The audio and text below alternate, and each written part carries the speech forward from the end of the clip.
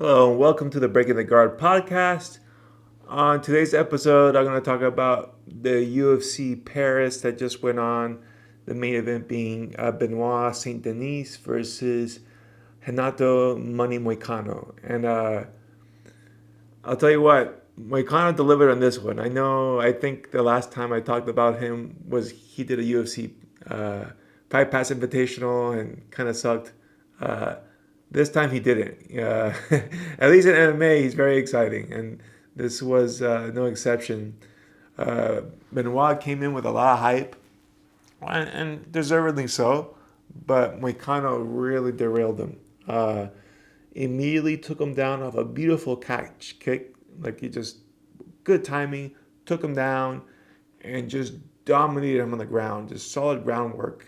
Was able to score a mount, got a nice tight leg cross, so he's riding kind of like a low mount, and was just pounding with elbows, and was able to slice him open pretty early. And Benoit was pretty helpless on his back, not for lack of trying, just couldn't find a way to get space, and he would try to roll to expose his back, and he would end up getting body triangled, and then he would roll back into the mount. And I felt this was a very good use of top position, which is just bludgeoning him repeatedly. Um, could have maybe done a little bit more to try to find a finish, but I mean, at least a 10-8 round for sure, because it was just a one-sided beating. And he looked, I think the one thing that I would say that Moicano was very fresh, didn't look fatigued at all.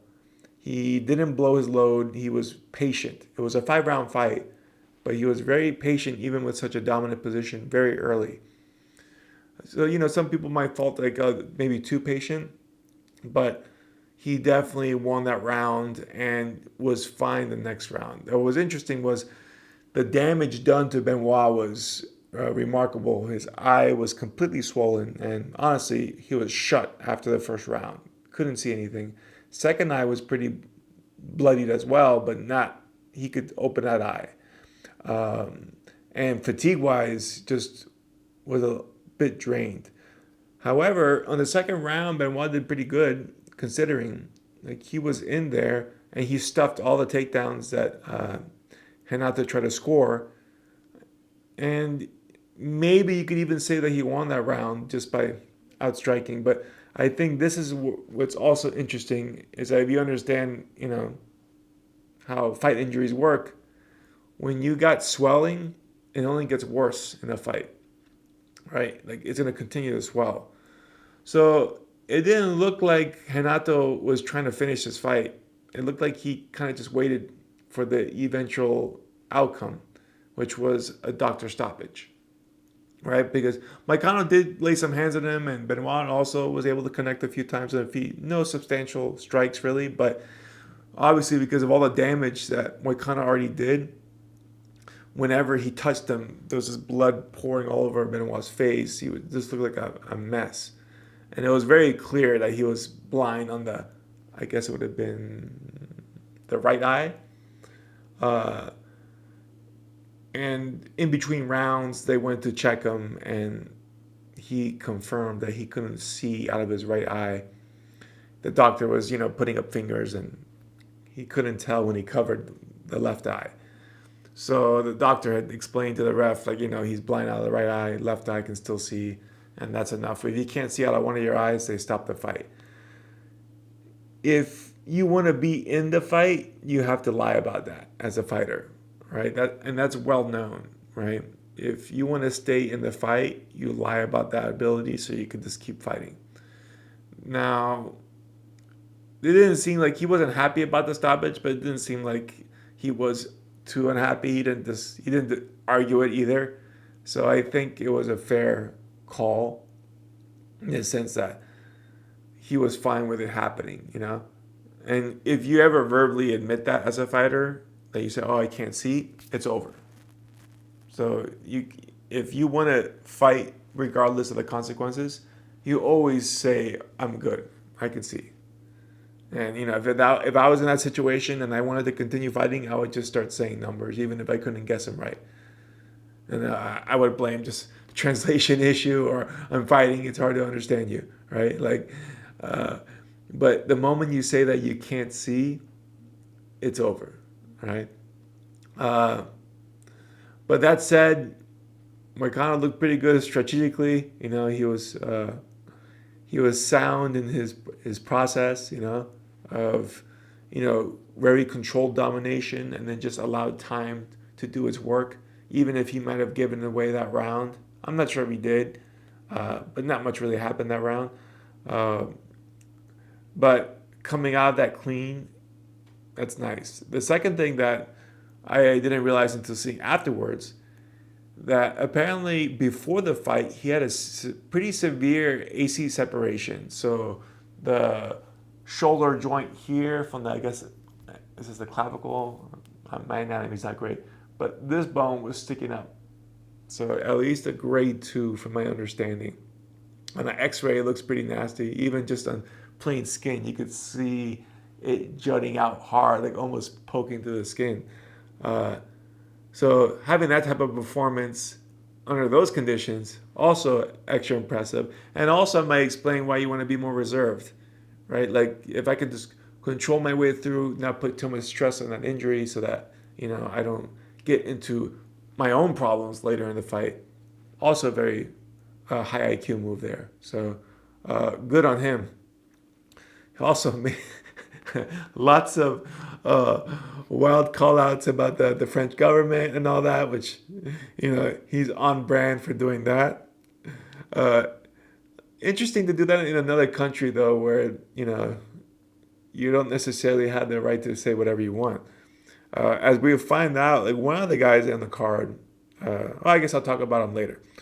But the other fight that was consequential here, besides Moicano, was Brandon Allen and Nasruddin Imavov. Now, Imavov has been racking up some pretty solid wins, and Brandon Allen was like a good test for the both of each other, because basically, if either one of them was winning, whoever would win would probably be the next on that title shot territory.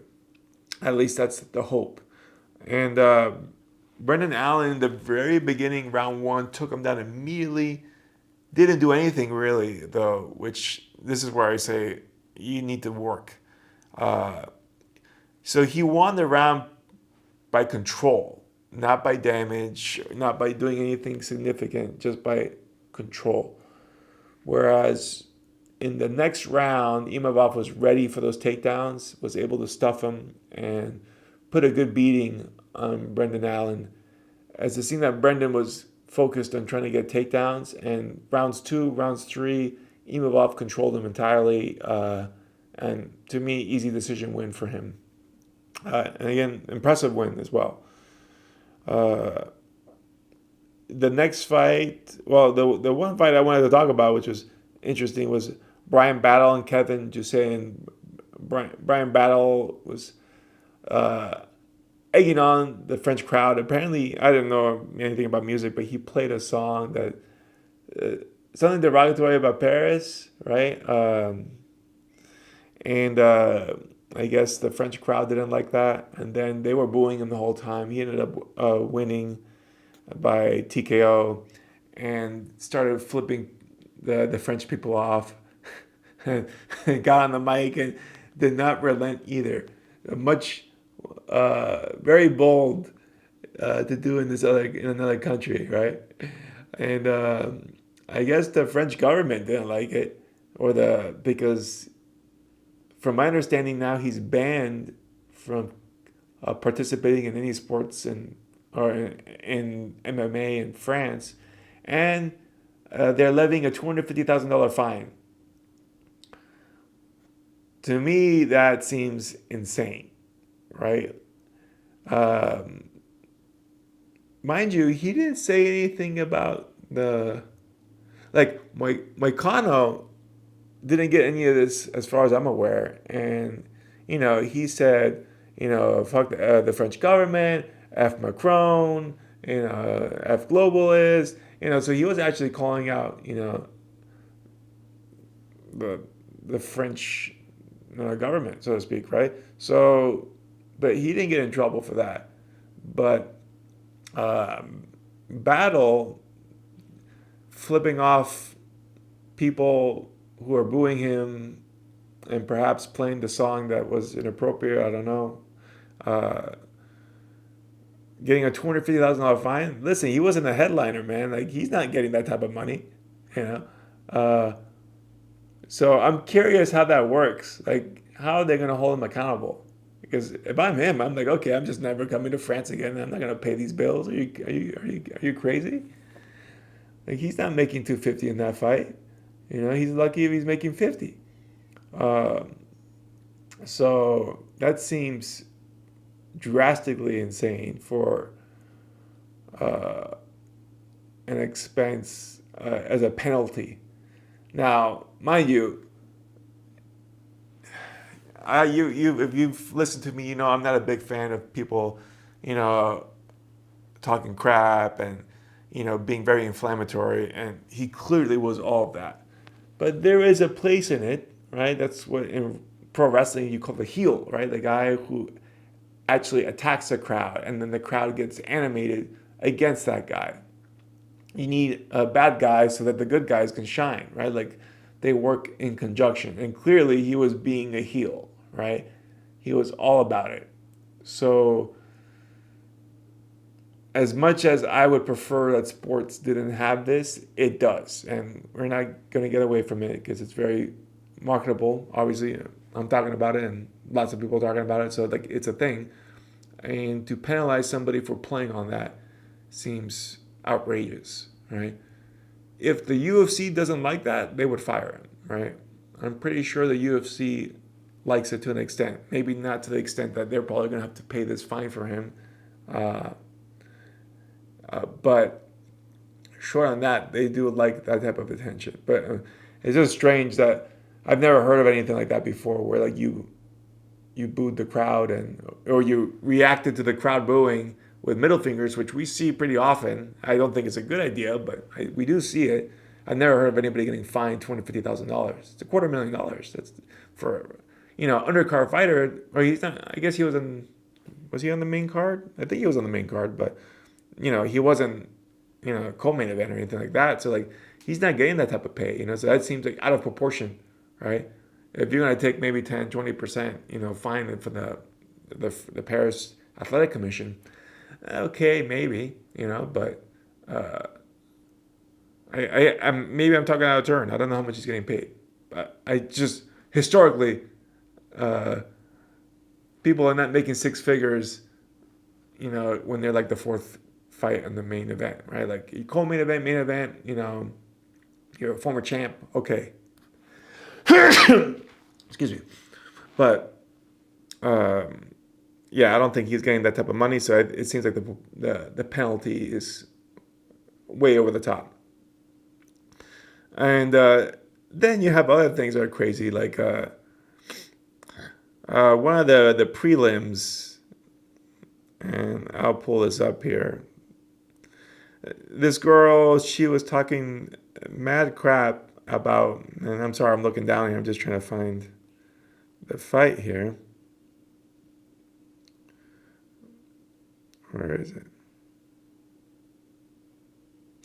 it? Okay, so Sherdog doesn't pull any punches either. Overweight Perez taps Zelenayakavo. Oh, man, I butchered that. Sorry.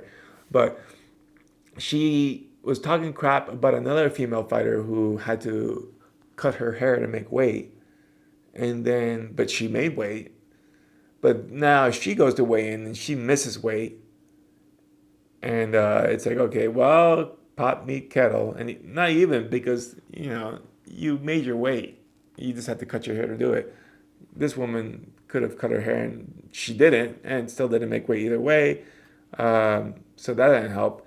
And this woman's known for doing her little butt shaking routine, which so low class in my opinion. She wins by arm triangle and then gets up and literally shakes her ass in front of her opponent's face. Purposely, because when the opponent moves, she moves to do it again. See, to me, that sign of disrespect, that throw a fine on, right? Like, oh God. But she does want to fight, so it's like, what's this girl gonna do? Get into another fight with her? You already lost one, Like, it's just, it sucks, Not cool, not cool, But that's the fight game for you. But she didn't get in trouble, although that I don't like. A sore winner, especially when you technically cheated to get in there by failing your weight cut. I would be, I would feel embarrassed if that ever happened to me. And if anything, I would be apologetic. Maybe offer a rematch when I can make weight. I've never missed weight, uh, so I couldn't comment. I feel missing weight is one of the most unprofessional things you can do. I've had bad weight cuts, like I've talked about before, where it took me 4 hours to make weight, but I made weight. I didn't like punk out and say I couldn't do it. I did the job, right? So I don't really have mercy for people who miss weight. I don't understand it. It makes zero sense to me. You know exactly what's going on. You have a scale. If you're a professional, you have a scale at your house. I'm checking my weight every morning. I check my weight, after a workout, so I understand how much weight loss I'm getting after a workout, so I can kind of judge where I'm at in my weight cut and how much time I'm gonna need, right?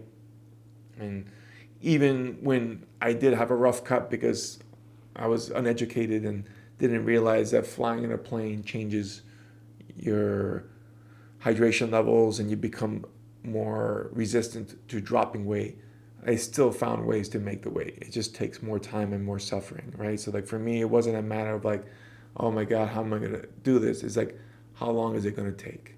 Because in my case, I was on a cutoff. There was only 4 hours for me to cut weight. I made it just on the very last second. I was the last person to make weight.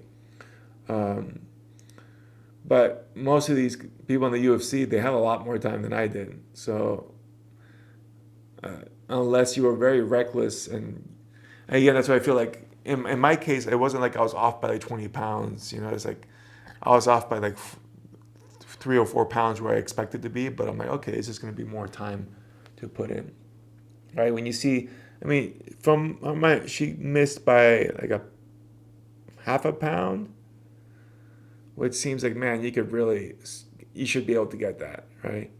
Uh, because it's 136 and a half. So like I think they usually give them a pound buffer for non-title fights. So if I understand the weight class correctly. So yeah, I don't, weak sauce, man. Like make your fucking weight. Uh, again, there's no excuses for it. You know your weight your whole time. You should have a good scale at your home. You should be checking, before workouts, after workouts, have an understanding, And if you're in the UFC, it's not like you're competing on a naga for your first time. You don't know what you're doing. Like, you should have high level coaches and nutrition and fitness people all around you telling you exactly what to do. So, and you have the resources of the UFC who will do that for you.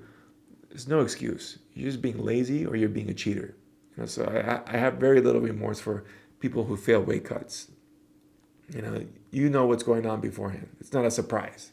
It's not like, oh, we're gonna surprise test your weight today. It's like you know your weight every freaking day of your life. If you're a fighter and you're doing a serious weight cut, that is your battle, right? It's one of the things I don't like about fighting. I've talked about it, but it is a reality of it. So don't pretend that you don't know where you're at, right? That always pisses me off. Because I've had it in my team. I think I've only had one guy not make weight under my cornering, and he wasn't putting in the work. Fortunately, his opponent didn't care, but I was embarrassed. I mean, I was not happy with it at all, and I knew like this guy was clearly slacking off, and he ended up winning the fight too, which is I mean, great, one of my guys, but also a little bit like I don't like that, right? Like there was no excuse for it. That was the only fight that guy had with us. So I mean, I think it was one of those bucket list items he just wanted to scratch off, and I guess he got to do it, but not a good showing as far as like professionalism. Generally, we always make our weight, and we've had guys. It's happened again. That was only one in 20 something years of coaching that we had a guy that I was coaching that failed weight. Uh, so I've been on the other side more times where people fail their weight cuts and then they want you to give them a buy. It's like, no man, our guys suffered. We went to the trenches to make this weight cut happen. We got guys doing saunas and hot baths and doing all the dieting. So if we had to put that work, you're putting all that work into, right? Like there's a quarter pound, great. That means it's not going to take that much work, right? Like it's not being petty, it's being fair, you know? There's people like, oh, it's just a pound. It's like, if it's just a pound, then lose it, right? And you're like, oh, well, it's going to take a lot of time. Well, oh, so it's not just a pound then, right? It's actually a lot of work, and you didn't do that work. So you're going to have to pay the price now instead of, if you would have been more prepared, this wouldn't have been an issue, right? But you're trying to get the benefit of not having to put the sacrifice in so you can recoup better. And, this is a fight. I'm not here to make things easy for you. Like, if I'm the fighter, I want you to be as miserable as possible getting in there, right? To enhance my odds of winning, right? Especially with something like this, I'm not saying like I would want somebody at their worst, right? Clearly, I want to fight somebody at their best, but at the same time under a fair condition. Whereas if I had to go through a weight cut, you're going through that same weight cut, right? And if you didn't prepare properly and you have to suffer a little bit more, that's on you, not me, right? We have a contract. It says we're supposed to fight this way. So don't make me the bad guy because I'm enforcing what the contract says that I followed. So anyhow, that's my take. You can see I could get a little heated on that. Because I've had it happen where people didn't I've talked about this with Paul Harris, how he didn't make weight. He was like 10 kilos off and he got away with it. Nobody pushed him on it. That's totally cheating, not cool. And a lot of people suffer the consequences, of that. So I always feel like if we agree on things, and it's on the rules, they should be followed. Just by the virtue of them being on the rules. Even if I disagree with them, for example, in the ACC, you can, juice to your heart's content. Nobody's going to judge you or test you for it. I don't like that, but at the same time, those are the rules. I can't complain about it, right? If I don't like it, I could either not compete or I could juice up myself, right? I just always chose to compete regardless, but it's not something I can go afterwards and make excuses about. Like, no, they're in the rule set, right? So it is what it is. I don't like it. I wish the rules would change, but if it's there, that's how it should be played. And that's how it's allowed to be played. So that's fine. So that's all I have for you today. The last thing I'll say, and if you guys want to write in, I appreciate that. I'm going to be going to Japan next month, end of October to like early November. First time I'm going there. Never been there before. Just going for vacation with my wife. If anybody knows any cool things to do there, obviously I'm looking into things to do. We're into nature and the cultural significance. So we're traveling all from Tokyo to Nikko to Osaka and visiting all over the place. Also, since I've been doing the carnivore animal style diet, looking forward to having some authentic Kobe beef and Wagyu and all the other meat products there. That should be cool. And seeing some of the wildlife there, like the bowing deers, the snow monkeys, and stuff like that. But if there's anything that you guys know about there that maybe I'm missing out on, let me know. I was kind of bummed there's no sumo tournaments during my stay. So I guess I'll have to be for another time. But if any of you are in Japan, you're interested in having me over or having me stop by, let me know too. I don't really have any plans as far as teaching there, but I guess I could change. I'm there just more for vacation, enjoying myself there, hiking and whatnot. But at the same time, I'm not going to be busy the whole time, obviously. So maybe I can make some time to stop in somewhere. I would probably like to see the Kodokan just for the historical purposes and the significance in the martial arts. So, uh, anyhow, drop me some lines there. You can send me an email at david@davidmma.com or just comment below. Other than that, you guys have a wonderful day, and I'll see you all next week.